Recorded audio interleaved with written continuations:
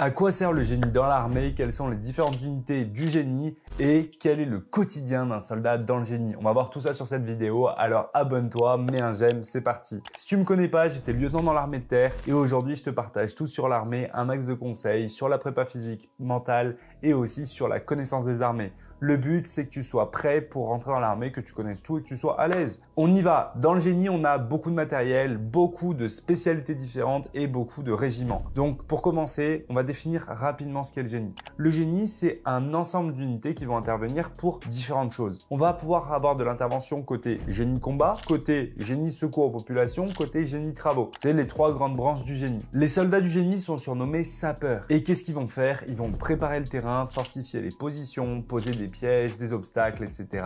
Et aussi permettre le franchissement, puis faire du secours aux populations. Donc, au sein de toutes ces possibilités-là, tu te doutes bien qu'il y a énormément de métiers différents. Avant de voir ça, c'est intéressant de s'intéresser à l'histoire du génie. En réalité, le génie, ça a toujours existé. À partir du moment où les hommes ont commencé à se faire la guerre, il y a eu le génie. Parce que le génie, c'est poser des pièges, réfléchir à comment on se défend, réfléchir à comment est-ce qu'on peut mieux attaquer, tout ça. C'est vraiment la réflexion au profit du combat. Et le génie, c'est devenu une arme à part entière, on va dire, une arme pour l'armée de terre que au XVIIIe siècle. Après, forcément, l'armée d'Empire et l'armée royale n'étaient pas constituées de la même manière, c'était pas organisé de la même manière. Mais sous l'Ancien Régime, c'est vraiment avec Vauban que le génie va prendre son essor. Vauban, c'est celui qui a fait tous les phares en France. Tu as certainement déjà vu des phares au Vauban. Et en 1748, il y a la création de l'école royale du génie de Mézières. Et cette école-là, c'est celle qui forme les ingénieurs qui vont travailler dans le génie. Et dans le génie, il faut comprendre un truc, c'est qu'on a deux types de génie. On a le génie militaire et le génie civil. Ça aussi, c'est important à comprendre. Parce que tu peux parler de génie pour désigner des mecs qui construisent des ponts au quotidien. Et là, tu te doutes bien qu'on parle pas de combat, de guerre, donc c'est pas le même génie. Mais globalement, on va retrouver les mêmes méthodes, les mêmes manières de réfléchir, les mêmes besoins. C'est simplement que le génie militaire est orienté au profit du combat. Donc, qu'est-ce qu'on va avoir comme organisation dans le génie combat? Et déjà, dans le génie militaire, on a en fait trois grandes branches. La première branche, c'est le génie combat. Ça, c'est le génie qui intéresse en général le plus. C'est vraiment le génie qui permet de faire la guerre avec de la contre-mobilité, de la mobilité, de la pose d'obstacles. Et on a pas mal de choses. On a aussi de l'effraction à chaud, effraction à froid. Effraction, ça veut dire rentrer dans une pièce. Donc, on a tout ça. Ensuite, le deuxième point, c'est le génie travaux. Génie travaux, construction. Ça, c'est tout ce qui va être construction de base, de FOB. Ensuite, on va avoir le troisième point, c'est le génie de secours aux populations. Donc, intervention au profit des populations pour les aider. Et là, globalement, on a les pompiers de Paris, la BSPP, et on a la sécurité civile avec les UIASC. Sur le génie combat, on va avoir différentes branches de missions possibles. Déjà, on va avoir tout ce qui va être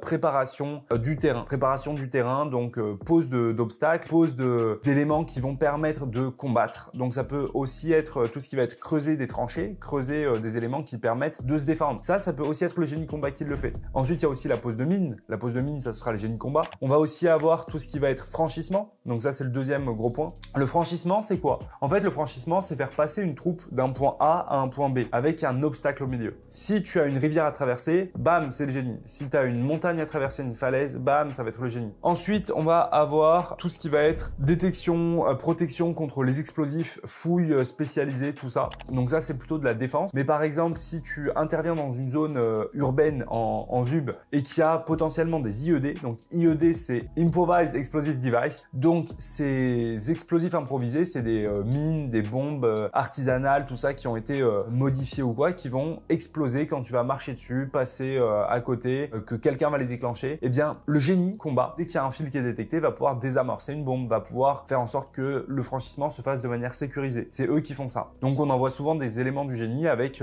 des mecs de l'infanterie, des mecs de la cavalerie, tout ça. On fait beaucoup d'interarmes. On parle d'interarmes. Ensuite, les régiments du génie. Donc ça va t'intéresser. Sur les régiments du génie, là, on a pas mal de régiments. On en a 11. On a déjà le 3e régiment du génie qui est à Charleville-Mézières. On a le 6e régiment du génie. Lui, il est à Angers et lui, il est spécialité franchissement. On a le 13e régiment du génie qui est basé à Val d'Aon. Le 17e RGP, 17e régiment du génie parachutiste. parachutiste. Donc lui, il est intégré à la 11e brigade parachutiste. Et je vois venir ta question. Oui, tu peux être commando parachutiste dans ce régiment-là. Donc tu seras commando parachutiste spécialisé dans le génie. Les GCP, donc les groupements commando parachutistes, c'est les commandos parachutistes qui sont déployés au profit de la 11e brigade parachutiste et pour d'autres régiments. Bah eux, ils fonctionnent avec tous les régiments de la 11e BP. Et le matériel, lui, ne fait pas partie directement de la 11e BP. Donc il y a un régiment du matériel parachutiste aussi, le 3e Airmat. Eh bien, tous les régiments de la 11e BP parachutiste ont quelques groupes de commandos parachutistes. Et ils s'entraînent ensemble, ils vont faire des missions ensemble, tout ça. Ensuite, on a le 19e régiment du génie qui lui est à Besançon. Après ça, on a le 31e RG qui est lui à Castel-Sarrazin. Après, on a le 1er régiment étranger qui est à Laudun-l'Ardoise. Ensuite, on a le 2e régiment étranger du génie qui lui est à Saint-Christol-les-Alès dans le Gard. Après ça, on a le 25e RGA, le 25e régiment du génie de l'air. Régiment super important, pourquoi? Il construit les aérodromes en opération extérieure. Il construit vraiment toutes les pistes de décollage, d'atterrissage. Et en fait, c'est un régiment qui part beaucoup en mission parce que c'est les seuls à faire ça. Après ça, on a la brigade de sapeurs-pompiers de Paris, donc qui eux sont à Paris. C'est un métier qui est très intéressant. Pourquoi? Parce que tu fais ton métier au quotidien. Donc c'est pas comme dans l'armée, tu fais vraiment ton métier au quotidien. T'as pas d'histoire de il faut être en OPEX pour faire son métier. Non, tu fais vraiment ton métier tous les jours, tout le temps. Tu as un rythme opérationnel qui est intéressant pour faire des missions. T'en as tout le temps, tous les jours. Mais les points un peu négatifs, c'est que c'est crevant. Tu enchaînes beaucoup. Maintenant, c'est un métier qui est génial et j'ai jamais entendu un mec de la BSPP dire j'aime pas mon métier. En général, les carrières sont assez longues. Les mecs restent longtemps, ils s'éclatent et ils prennent que du kiff. T'as un fonctionnement de garde. Après, là, pour partir en OPEX, c'est possible aussi. Mais tu partiras pas fréquemment. Mais tu pourras partir, ça peut se faire. Et pour ce qui est des autres avantages, un point important, c'est qu'il y a une très grosse reconnaissance civile. Donc la population civile aime énormément la BSPP. Ça veut dire que si t'es pompier de Paris, tu vas bouillir. C'est pas le sujet. Mais tu vas avoir beaucoup de reconnaissance de la part de la population à Paris. Beaucoup plus que pour les militaires. Les militaires, il y a une petite reconnaissance, mais pas du tout autant que la BSPP. Ensuite, côté marine, on a la BMPM. Donc ça, c'est les pompiers de Marseille. C'est l'équivalent des pompiers de Paris, mais à Marseille. Après, c'est pas rattaché au génie de l'armée de terre, puisque c'est pas l'armée de terre. Mais c'est comparable à la BSPP. Et enfin, évidemment, on a les UISC, qui sont les unités de secours de la sécurité civile. Donc ça, c'est des unités qui font du secours varié, secours aux populations. Il y a beaucoup de missions. Maintenant, on va passer au génie combat. Le génie combat, qu'est-ce qu'ils font? Comment ça se passe? En fait, le génie combat, ce qui est assez intéressant, c'est que c'est une arme, une spécialité qui s'est développée, qui a beaucoup évolué. Pendant les guerres de tranchées, on faisait quoi? Il y avait des sapeurs, donc les combattants du génie, qui creusaient des galeries sous les tranchées ennemies pour les faire exploser et faire des trous et tout détruire. Mais tu avais aussi des contre-sapeurs qui protégeaient contre les sapeurs.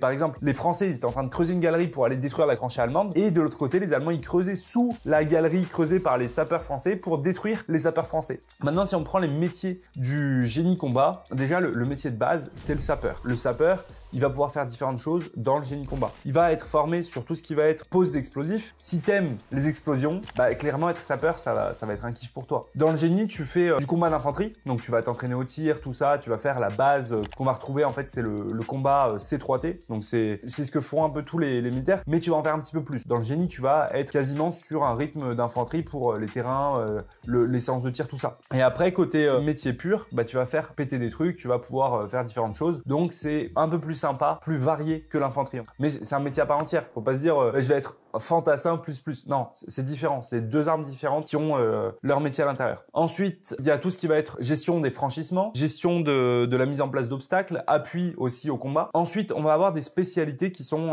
vraiment propres au génie. Et ces spécialités-là, tu vas devoir passer des qualifications en plus. Ça veut dire que tu vas devoir passer des formations. Donc, tu vas retourner à l'école, tu vas retourner voir des cours théoriques et pratiques, et tu vas te former pour être qualifié sur différentes méthodes. Déjà, on va voir les plongeurs de combat du génie. Plongeurs de combat du génie, ça, tu connais certainement. Alors, attention, le plongeur de combat du génie, c'est pas un nageur de combat. Le nageur de combat, t'en as au commando Hubert dans les commandos marines et dans les CPOM, donc au service action. Donc, t'en as pas dans l'armée de terre. Les plongeurs de combat du génie, eux, ils vont pouvoir faire des interventions similaires aux nageurs de combat, mais c'est pas exactement les mêmes, on n'a pas les mêmes matériels et ça se fait pas de la même manière. Les plongeurs de combat du génie, eux, ils vont surtout intervenir en eau douce, donc dans des fleuves, dans des rivières, et ils vont aussi pouvoir intervenir dans des milieux portuaires, donc un peu comme les nageurs de combat. La formation de plongeur de combat de génie reste quand même super exigeante. Faut savoir que devenir plongeur de combat de génie, c'est pas facile. C'est pas t'arrives dans le régiment, tu dis je veux être plongeur de combat, bam. En général, t'as des tests. Tous les chefs de corps font passer des tests pour sélectionner les meilleurs pour devenir plongeur de combat. Ensuite, t'as des formations. Les formations sont longues, il y a plein de qualifications à passer et ça prend du temps. Donc quand tu arrives dans un régiment, si tu veux devenir plongeur de combat du génie, en général, on va te demander demander d'avoir ton CME, donc d'avoir validé ta FGE, la formation générale élémentaire. C'est une formation qui te permet de devenir caporal et que tu vas passer à peu près 1 an à 3 ans après être arrivé en régiment. Donc, il faut passer ça. Ensuite, ce qu'on te demande souvent, c'est d'avoir fait une OPEX et d'être bon sur tes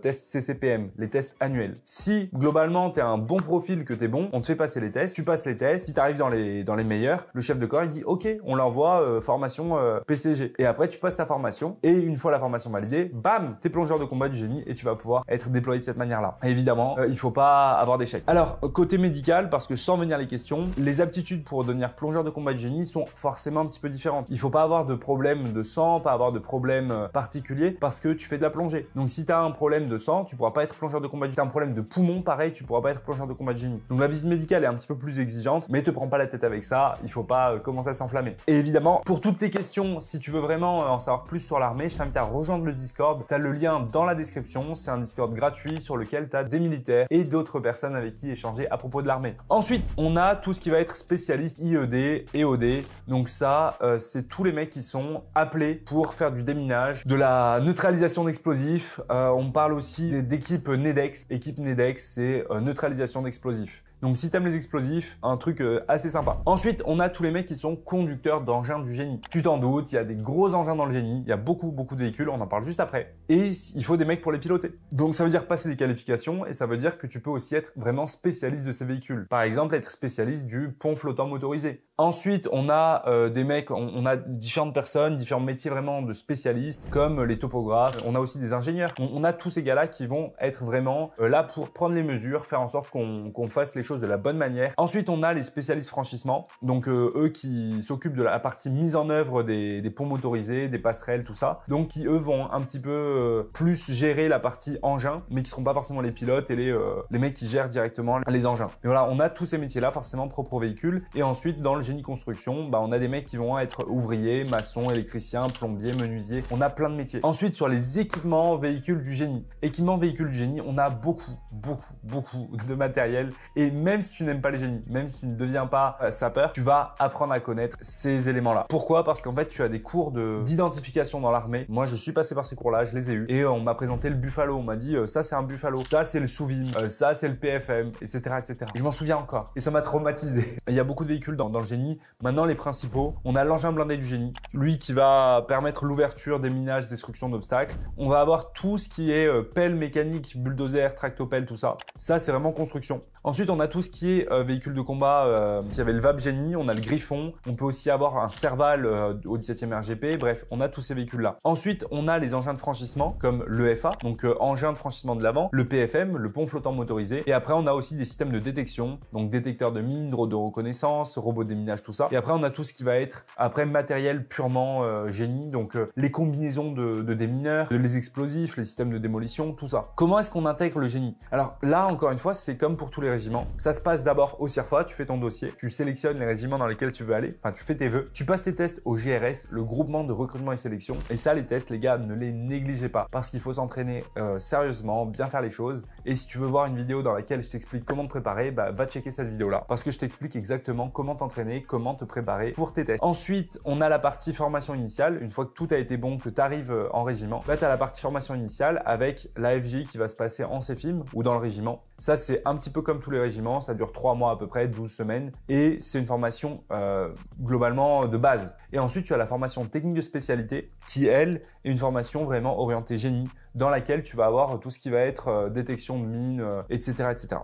Ensuite, tu vas avoir plein de formations parallèles et là où tu vas passer beaucoup de formations, c'est à Angers, à l'école du génie. Donc Angers, là où il y a aussi le 6e RG et c'est là-bas que tu vas pouvoir passer pas mal de qualifications. Tu pourras aussi passer des qualifications véhicules sur d'autres bases et dans tous les cas, sache que quand tu es militaire, tu vas beaucoup bouger sur différentes bases pour des entraînements, pour des qualifs, etc., etc. J'espère que tu as kiffé cette petite présentation du génie, que cette présentation t'aidera à faire ton choix. Je pense avoir donné tous les éléments à prendre en compte pour t'orienter vers le génie et que grâce à cette vidéo, tu comprendras mieux ce qu'est le génie. Si tu veux savoir exactement comment t'orienter dans l'armée, sache que j'ai sorti il y a 2 semaines maintenant mon livre Intégrer l'armée, comment devenir militaire. Il est dispo sur Amazon. Il y a eu des centaines de commandes. Moi, ça me fait trop plaisir. C'est un livre qui est dispo en e-book aussi. Tu peux l'avoir en physique. Alors malheureusement, j'ai plus d'exemplaires à te montrer là, mais c'est un livre qui te guidera pour devenir militaire, réussir tes classes et gérer à fond à 200%. Si t'as kiffé la vidéo, mets un petit commentaire. commentaire, dis-le moi en commentaire et dis-moi sur quel sujet tu veux que je fasse mes prochaines vidéos. On se retrouve dimanche prochain. Force!